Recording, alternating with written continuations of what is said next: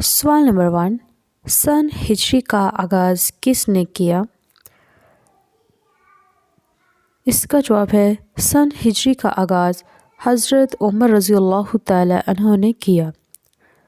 سوال نمبر 2، حضرت عمر رضی اللہ تعالی عنہ کا لقب کیا تھا؟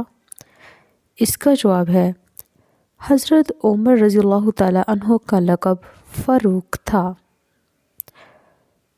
سوال نمبر 3، طاعون کی وبا کس خلیفہ کے عہد میں پھیلی تھی؟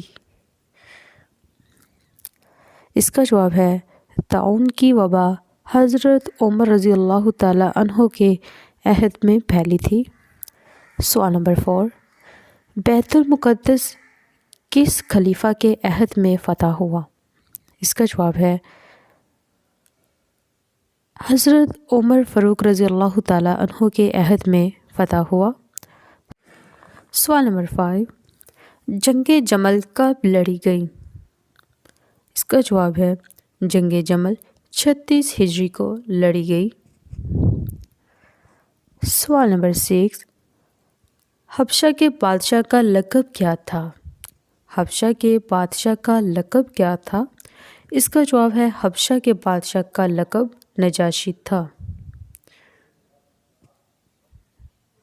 سوال نمبر 7، شیر خدا کا لقب کسے دیا گیا؟ شیر خدا کا لقب کسے دیا گیا؟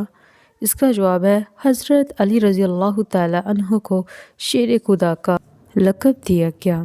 اگر آپ ہمارے چینل میں نئے ہیں تو ہمارے چینل کو سبسکرائب کیجیے اور ویڈیو کو لائک کیجیے تاکہ آپ تک ہماری ویڈیو بآسانی سے پہنچ سکے۔